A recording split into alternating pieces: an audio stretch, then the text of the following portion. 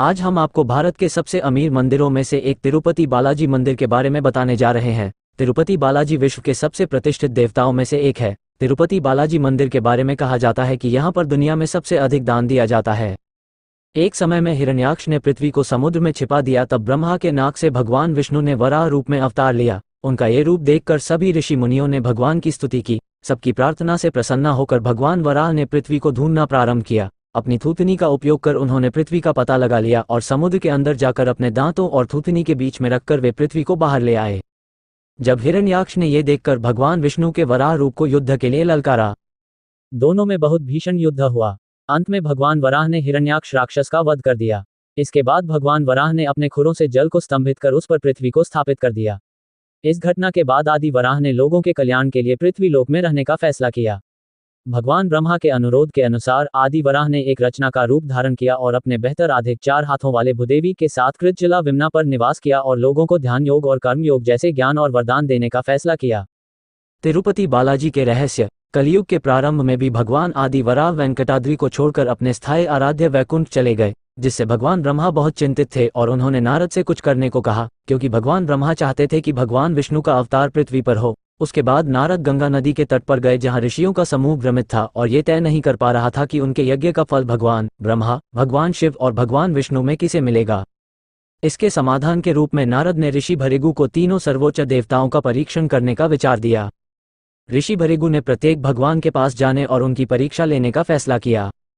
लेकिन जब वह भगवान ब्रह्मा और भगवान शिव के पास गए तो उन दोनों ने ऋषि भृगु पर ध्यान नहीं दिया, जिससे ऋषि भृगु नाराज हो गए। अंत में वह भगवान विष्णु के पास गए और उन्होंने भी ऋषि भृगु पर ध्यान नहीं दिया। इससे ऋषि क्रोधित हो गए और उन्होंने भगवान विष्णु की छाती पर लात मार दी। क्रोधित होने के बावजूद भगवान विष्णु ने ऋषि के पैर की मालिश की और पूछा कि उन्हें चोट लगी है या नहीं। इसने ऋषि भृगु को जवाब दिया और उन्होंने निर्णय लिया कि यज्ञ का फल हमेशा भगवान विष्णु को समर्पित होगा।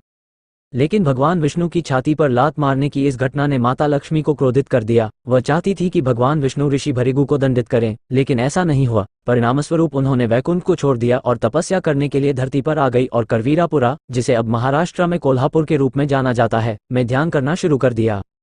भगवान विष्णु माता लक्ष्मी जी के वैकुंठ छोड़कर जाने पर बहुत दुखी थे और उन्होंने माता लक्ष्मी की खोजने के लिए एक दिन वैकुंठ को छोड़ दिया और विभिन्न जंगलों और पहाड़ियों में माता लक्ष्मी की खोज में भटकने लगे। लेकिन उसके बावजूद भी माता लक्ष्मी को खोज नहीं पा रहे थे और परेशान होकर भगवान विष्णु जी वेंकटाद्रि पर्वत में एक चींटी के आश्रय में विश्राम करने लगे।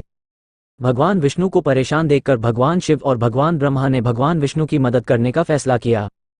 इसलिए वे गाय और बछड़े का रूप लेकर माता लक्ष्मी के पास गए। देवी लक्ष्मी ने उन्हें देखा और सत्तारूढ़ चोल राजा को सौंप दिया, लेकिन वह गाय सिर्फ श्रीनिवास को दूध देती थी, जिस कारण चरवाहे ने उस गाय को मारने की कोशिश की और भगवान विष्णु जी के रूप श्रीनिवास के चरवाहे पर हमला करके गाय को बचाया। इससे क्रोधित होकर उन्होंने चोल राजा को एक राक्षस के रूप में जन्म लेने का श्राप दे दिया। राजा की दया की प्रार्थना सुनकर श्रीनिवास ने कहा कि राजा को मोक्ष तब मिलेगा जब वह अपनी बेटी पद्मावती का विवाह श्रीनिवास के साथ करेंगे। माना जाता है जब विवाह होने वाला था तो देवी लक्ष्मी ने इस बारे में सुना और विष्णु का सामना किया, जिसके बाद भगवान विष्णु और लक्ष्मी जी एक दूसरे से लिप गए और तब पत्थर में बदल गए। इसके बाद ब्रह्मा और शिव ने हस्तक्षेप किया और उनके इस अवतार के मुख्य उद्देश्य से अवगत कराया। इसके बाद कलयुग के कष्टों से लोगों को बचाने के लिए भगवान विष्णु जी ने अपने आप को वेंकटेश्वर रूप को तिरुपति माला पर्वत पर स्थापित किया, जिन्हें आज पूरे विश्व में तिरुपति बालाजी के नाम से जाना जाता है। दोस्तों, आप हमें जरूर बताएं कि आपको ये कहानी कैसी लगी।